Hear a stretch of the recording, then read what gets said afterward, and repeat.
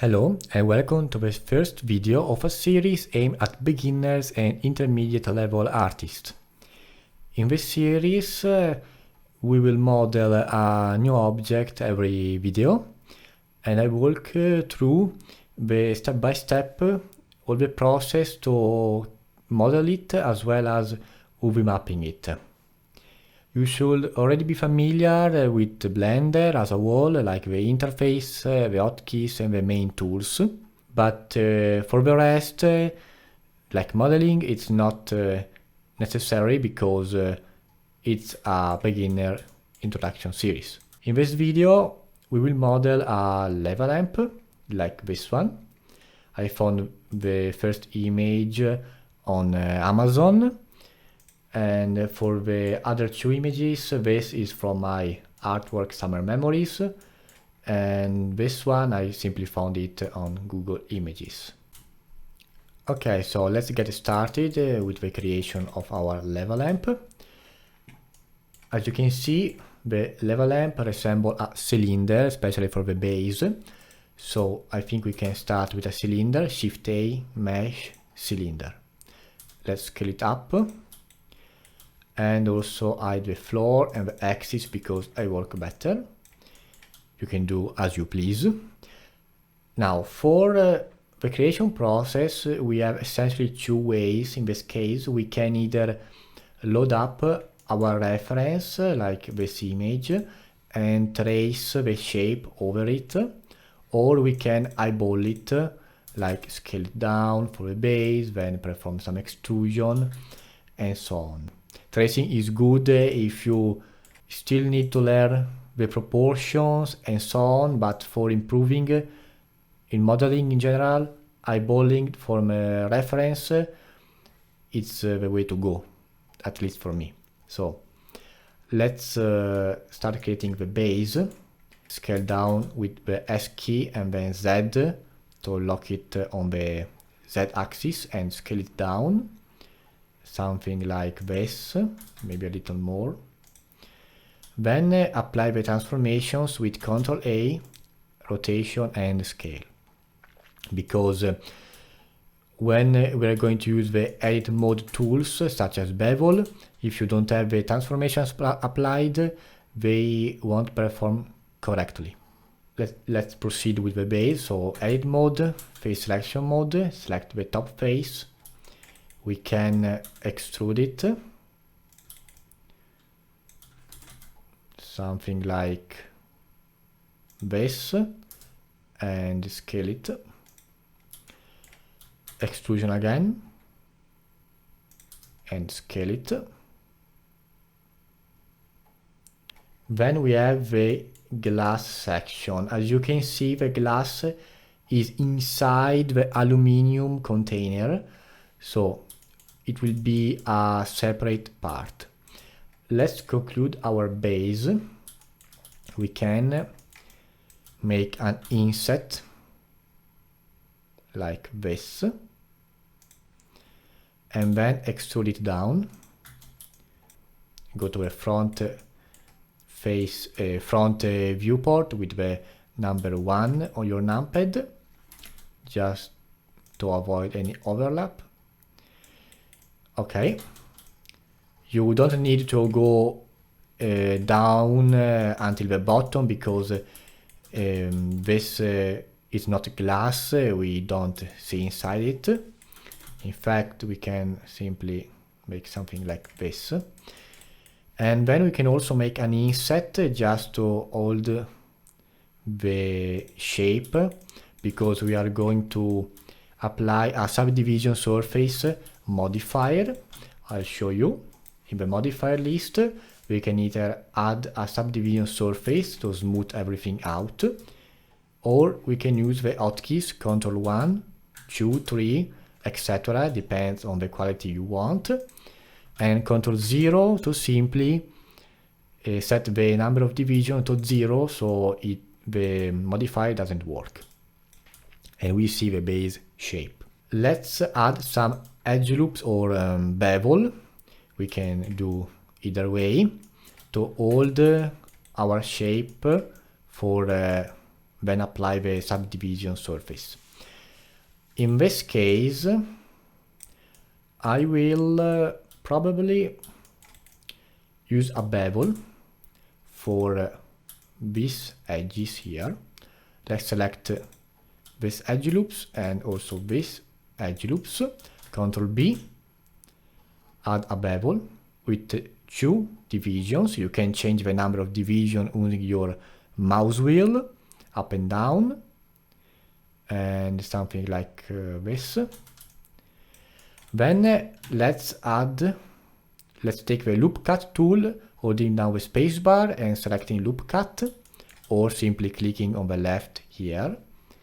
Add an edge loop right here, and also one here at the base. And let's select the bottom face and make an inset to hold the shape. And okay, let's see the result. Okay, we must hold the middle edge loops. Simply use a bevel with 2 divisions. Okay, we can add another edge loop here. Okay, and yes, this is it. Let's clean up some endgons here, simply because for subdivision surface it's better to have all quads, because they will subdivide correctly. Here we have endgons, as you can see. I'll show you. This vertex doesn't go anywhere, so it's a big endgons with 32 sides, and if we subdivide it, it's a flat plane, so it doesn't show any artifacts. However, if we take a look at the topology, it's a mess.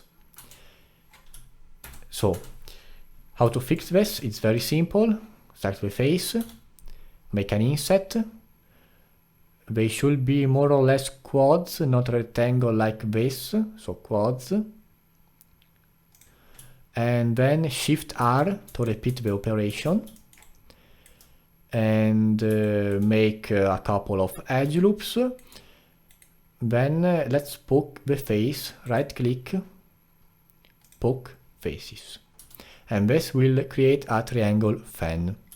Then let's select every other edge of this triangle fan.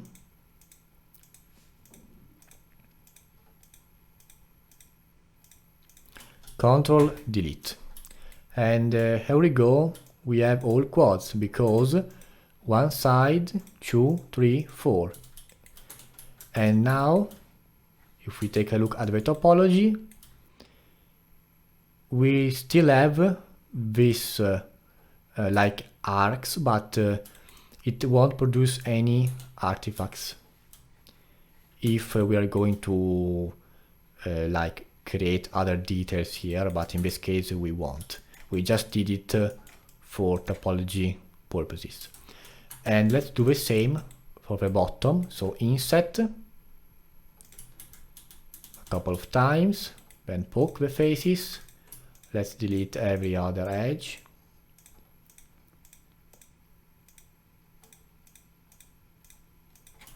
Ctrl delete. Let's tweak the base a little bit. I'm gonna simply move it up like this, because it's a bit too long. I also scale it like this. Okay. Let me simply origin to geometry. I have set it to the quick favorites. You can also go to object, set origin to geometry to reset the geometry. And let's create the glass. The glass is inside, so we can either create a new cylinder and place it inside, or we can duplicate this faces here, but we already made a lot of divisions, so we will simply create a cylinder, another one. Let's go to the top view. Let's scale it like this. And let's go to the front view. For in this case, we can eyeball it like we did last time, but I will show you the tracing method that, as I said before, I don't really recommend it. If you are starting out, you can use it maybe if you are unsure about the proportion, it's a new object, etc. But for most of your modelings, you should look at the reference and try making the proportions right. To load up a reference image, simply locate your image, drag and drop it inside the view which you desire. Be sure to not drop it on the mesh because it won't work. And let's simply scale it. It doesn't matter if it's not centered, we use it only for proportions, for the proportions. So simply move your cylinder where the glass is and apply the transformations and then start modifying it. I went into the edit mode. Let's move the top vertices up. This one a little bit down like this. And then we can add an edge loops with the loop cut. And I made a mistake here, so okay. And if you select an edge loops, you can slide it along the mesh. I'll show you by double clicking the G key and simply move it. Let's went back to the front view, scale it, something like this.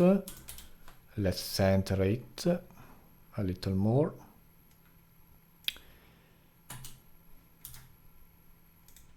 Okay.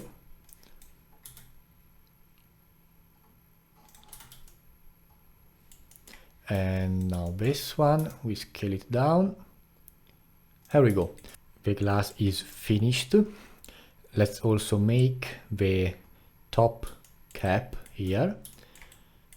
We are using the reference image directly for tracing, so let's finish with it. Let's create a cylinder, Shift A cylinder. Let's move it here. And then simply do the same as before. Tab into edit mode. We didn't scale anything, so there is no need for apply the transformation. And so simply select the bottom vertices in wireframe modes, because if you are not using the wireframe mode, you will only select the visible ones, so half of them. Scale them, also move them down a little bit, scale like this. Let's also scale the top vertices. Okay, now we can delete our reference, we don't need it anymore. For the cap, let me take a look at this one. Isolate the selection. Let's delete the bottom face. And then let's add a Solidify modifier with even thickness. Let's increase the thickness. Let me see. Okay. On the outside, no, on the outside, like this.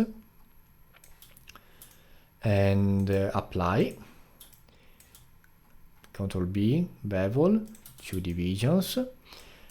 Also here we can add a couple of edge loops to all the shape. It doesn't matter if you use the bevel or the edge loops. Sometimes it's better to use the bevel to make the wall shape as you want, and other times you simply use the edge loops because there will be cases where the topology you can only use one or the other based on the topology. Let's try subdividing it. Okay. Now we have some artifacts going on. Very easy to fix. Simply select the face, inset one time. Then let's make another one. And this, it won't be visible from the camera. So just make a couple of edge loops, poke the face, and just like we did before, select every other edge, and then you can delete them using Ctrl Delete. Place an edge loop here, and for the top we will do the same. Select the face, I for inset, make a little inset, and then simply poke the faces. Let's delete every other edge.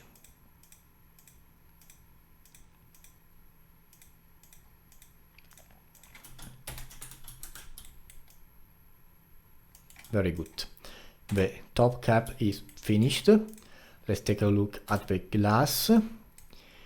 Now for the glass, let's go into edit mode, select the top face, make an inset to all everything.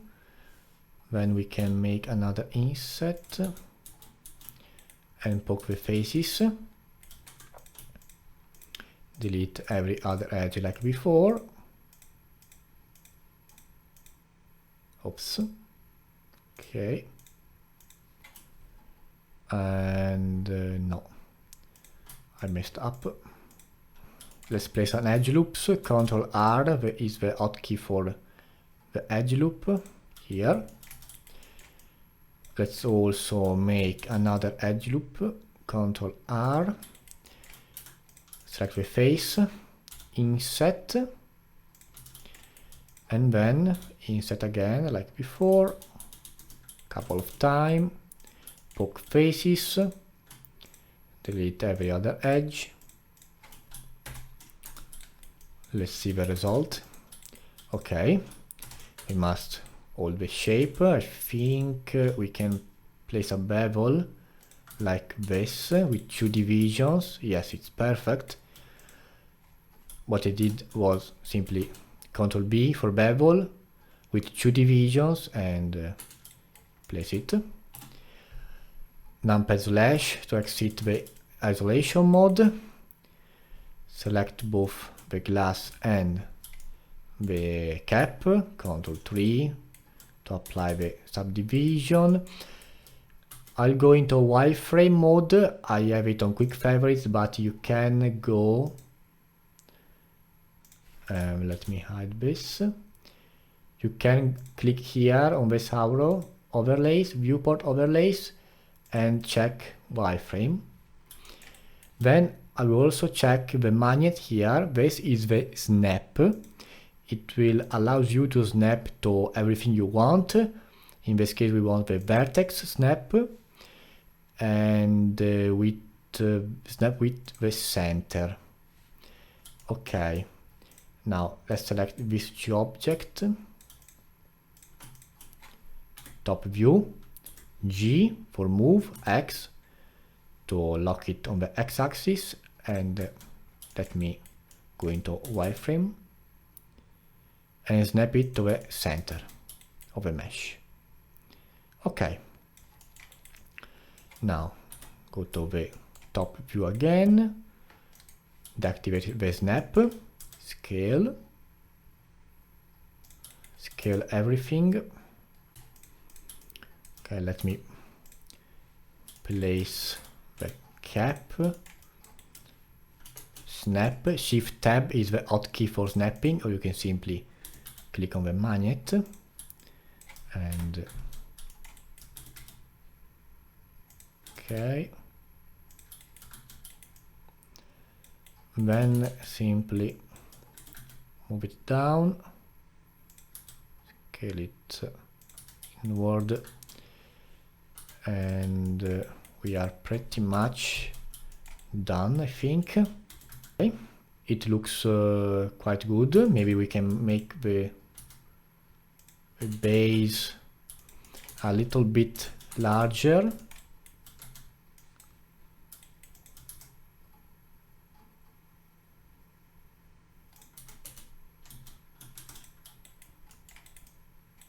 It looks quite fine. And now for the balls inside, we are going to use the metaballs. Metaballs are very funny spheres that we have a unique characteristic. And let's use the Shift A metaball. Let's use a ball. Front view. We'll move it upward. Go into wireframe and let's see, let's place it like this. And now let's duplicate the metaball. They are attracted to one another.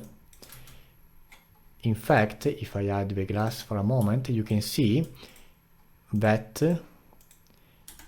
they are like cells, and they attract with each others. They are very cool to make stuff like this blob of lava-like. So let's take this one, duplicate again, maybe rotate them using the R key, lock on the Y axis using the Y, and rotate them something like this. Okay, here, and then we can also duplicate again, make one here and one here. Let's rotate it as you like, doesn't really matter. And for the resolutions, the metaballs also have a resolution. And here you can see if I select a metaball, resolution viewport and render, the default sizes are okay. You can decrease this value and you will get more resolution, but yes, it doesn't really matter. In fact, if I set to 0.2, as you can see, the resolution increases. If I set 0.4, it decreases, but as I said, the default values are more than enough. Let's show the glass again, and we are pretty much done. Let me deactivate the subdivision surface modifier. Yes, the metaball doesn't work with the subdivision surface modifier. It will give you a warning because we have their own resolution. Then one last thing is to make an equal distribution of edges. In simple terms, you simply add edge loops throughout the mesh. This is useful for two reasons. The first reason is because it will subdivide better, and it will give you you will avoid artifacts like shading artifacts after the subdivision. And the second reason is for UV mapping, because if you have a low resolution, mesh like this, you UV map it, and then you apply the subdivision surface. Obviously the mesh will change its shape, and if it doesn't has enough edge loops, you will get texture distortion or UV mapping distortion. That's why we try to have an equal distribution of edges alongside the mesh. That means you should have more or less quads.